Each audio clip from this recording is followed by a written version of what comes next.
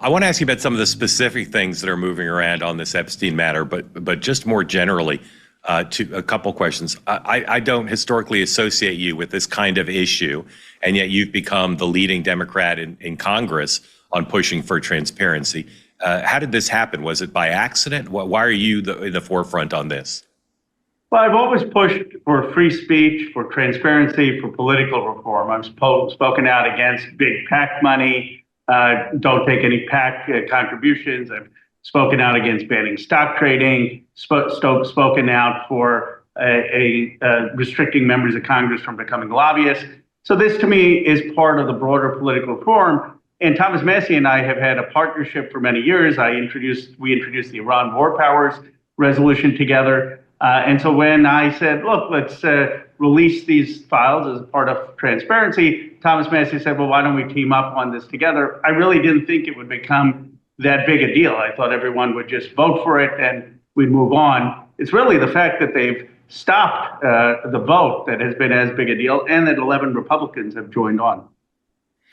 We normally, the way the branches work, think about the executive branch as being in charge of criminal investigations, of grand jury material, of doing what needs to be done to hold people accountable who break the law. We don't normally associate that with Congress. And of course, there's thousands of cases, federal and state cases, where there are questions about what happened. Why is this case, why is it so important in this case that your branch of government play a role in trying to seek public information? Because it's become a symbol for transparency. It's become synonymous with whether our country is protecting the rich and powerful at the expense of ordinary people, whether there is no elite accountability. And it's President Trump who raised the stakes. Look, during the Biden administration, there were courts that were ordering the release of these files in 2021 and in 2024. And then President Trump and Vice President Vance said that those 24 releases were not enough, and that when he became president, he would release them. And no one said anything. I mean, for months, he was going to release them. Pam Bondi then comes and says there's an Epstein client list, and hundreds of people have not been prosecuted. Then she walks it back and says, well, there's just a file. But then you have a memo basically saying this whole thing was made up, where there's nothing there. And we're just going to walk away. And at that point, it becomes a matter of trust with the American public, which already doesn't trust government. And so for me, as someone who's been pushing for reform of our political process, I thought, let's do an amendment to have the release.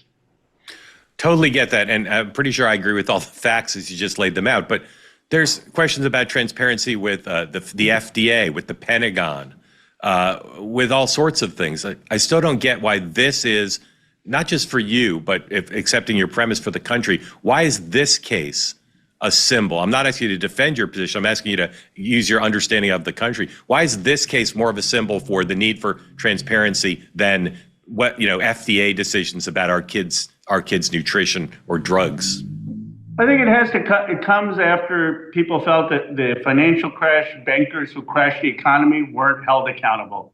Then they see that these multi-millionaires are pouring in millions of dollars into the political system. And there's a sense that people who are well off have done well in this country, and those who are working in middle class have gotten shafted, either because jobs have gone offshore, or wages haven't gone up, or the financial sector has exploded at their expense. And so here you see a story of hundreds of powerful and rich, largely men, who may have been engaged in sex trafficking or sleeping with underage girls.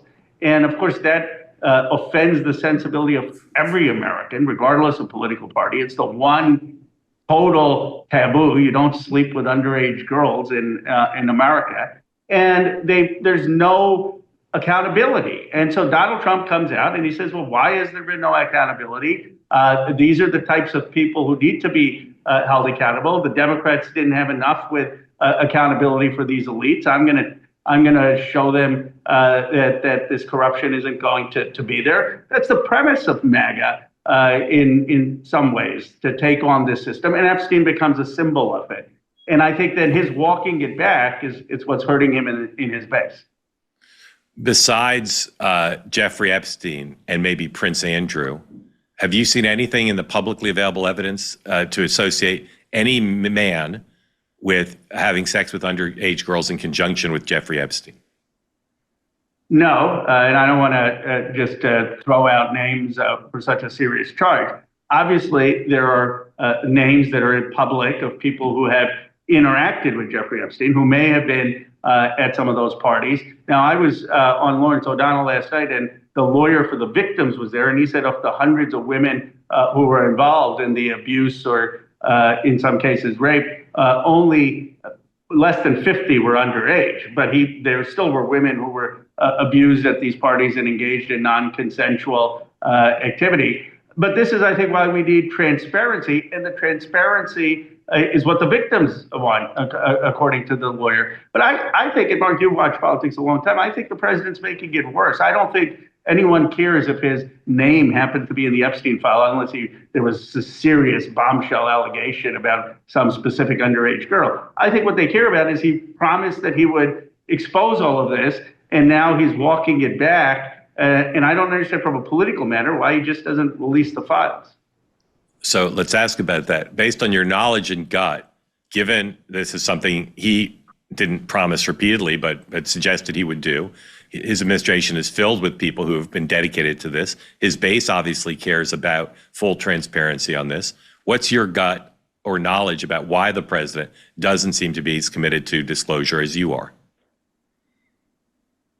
Look, let me give you the best case of the benefit of the doubt. In this country, you're innocent until you're proven guilty. There may be hundreds of people on those files, some of them who maybe took money from Epstein or had a business dealing with Epstein. And having those names out there, it could be tarnishing people's reputation, even if there was not enough to charge. That's the sort of best case for not releasing them. But in this case, given the stakes, I think he needs to call for a release. If there's something embarrassing there in it from him personally, assuming that he did not engage in sex with underage girls, I think the benefit of being transparent outweighs that. And it's surprising to me, frankly, that he's not pushing for that release as sunset, and so the American people can assess the evidence and move on. This isn't going away. What's your appraisal of the Speaker of the House, whose commitment to disclosure and transparency also doesn't seem to be very strong? It's going so far as to adjourn you to try to not have to deal with this issue. What's your appraisal of his motivation for doing that? I'm disappointed. Mike Johnson's a friend of mine. We came into Congress together. He's a family man. He's kind. He's civil. He's shown great leadership on Ukraine, where I actually was one of the first Democrats to say I would vote for him. And here initially, his instinct was release everything. And then he actually introduced a competing resolution to Massey and my resolution, saying, let's have just a send to Congress, release everything. It's not binding, to your point about the separation of powers. And he still didn't have a vote for that, which means that he must have had tremendous pressure from the White House. He's suffering politically for this. Members in his caucus are suffering for this. Members in his Rules Committee are taking terrible votes. The headlines are that he's adjourning Congress from doing the business of passing a budget, from doing our normal business, because he doesn't want the Epstein files to be released. That just feeds into the conspiracy that there's something to hide. I think it's one of his first really political missteps. I mean, I've had ideological disagreements with him, but his political misstep. But are you prepared to say that it's unambiguously clear that he's doing this to protect the president? I don't see any other motive. I mean, it's certainly not to help his members. I mean, his members on the Rules Committee did not want those votes. His members, as was seen in the Oversight Committee yesterday, many of his members voted actually to subpoena the Epstein files. Comer, the chair of the Oversight Committee, has said that he will issue the subpoena. So I think he's putting his members in a difficult position. You've got a dozen or so, I guess, around a dozen Republican House members joining you and Mr. Massey in your vehicle to try to get more transparency. Are you hearing from other Republicans who say they agree with you, but they don't want to cross the White House? We've heard from other Republicans who voted, for example, to subpoena in the Oversight Committee, who say, yes, let's get the files out, but we don't want to be being on your petition because it could mean signing a discharge petition and a discharge petition means that it's overruling the speaker. That's a pretty drastic step. The fact that you have 11 Republicans is enormous. When Massey and I did the Iran War Powers resolution, to give you a context, we had exactly one Republican, Thomas Massey. Right. So this is unusual. Right.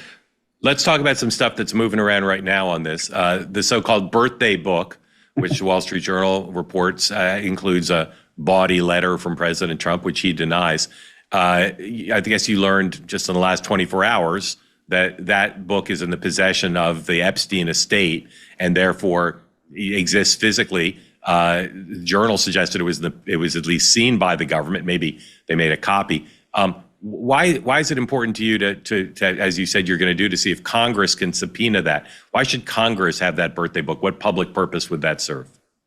Well, one, it would give transparency. We should subpoena the full Epstein files. That would be ideal.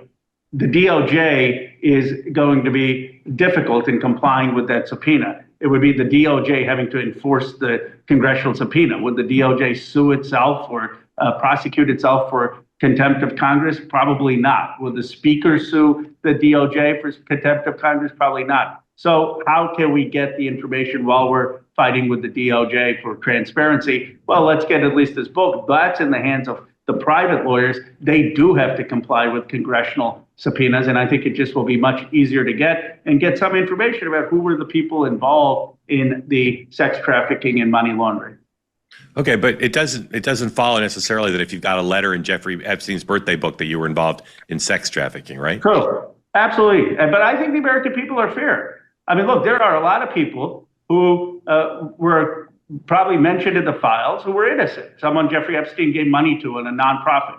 Some politician who he contributed to. I mean, he was a wealthy guy in New York in the social environment. And I think the American people are perfectly capable of making that determination. But if you just continue at this point, when you've had the president call for the release, when you've had Vice President Vance call for the release, when you've had Pam Bondi say there's a client list, if you continue to hide it, this thing is going to feed more and more cynicism. And I guess ultimately, Mark, that's why I care so much about this. I want to do big things, as you know, on economic patriotism, on the 21st Century Marshall Plan for America, having the government do moonshot-like investments. If we don't have basic trust in government, how are you going to support my economic patriotism or Medicare for all when people don't trust the government to be working for them? And so as a progressive, transparency and trust in government is extraordinary. The Epstein, candidly, I mean, it's not like I was some people since 2008 vocal about the Epstein case, but I view the Epstein case now as becoming a larger symbol for trust in government. I've seen a number of your colleagues asked the question, why, if this is such an important moral issue and an issue for restoring trust in government, why did your party not do anything about this when Joe Biden was president and you had majorities in the Congress? I'm not even going to ask you to answer that because it's unanswerable. But I'll ask you this. Question. All I'll say is that there was a court process. The court did release documents in 2021 and in 2024. Now, you could argue that we should have been more vocal, but then Donald Trump said, look, the court process wasn't enough. He's going to expedite it. I'm not even going to ask you because there's no answer. But there is this question of Bill Clinton. There's great suspicion among some that the reason the Democratic Party has not aggressively done this in the past is because of fear that this would be embarrassing or worse for Bill Clinton. How would you describe your level of concern that pushing for disclosure could hurt President Clinton? Not much, for two reasons. One, without mentioning names, there's some very senior people to Bill Clinton, some of his closest aides, who reached out encouraging me to continue doing what I was doing. Not mentioning Bill Clinton, but just saying that we should be on the side of transparency. I doubt they would be doing that if they really had concern. Secondly, I'm sorry, let me stop you on that one. Is that people so closely associated with Bill Clinton that it's clear they were doing that on his behalf? Not on his behalf, but they so closely associated with him that you would know that they would never argue for anything that could in any way hurt President Clinton. These are people who would defend whatever President Clinton did and have just utmost loyalty to Clinton. Okay. And secondly, and number two, number two, look, if it comes out that Bill Clinton was at some of these parties, Bill Clinton engaged in inappropriate conduct, though not with underage girls, I'm not sure that that's going to be a surprise to the American people. I think a lot of that is baked in terms of some of his personal weaknesses. I don't think that that is the reason not to release the funds. What do you think will happen next?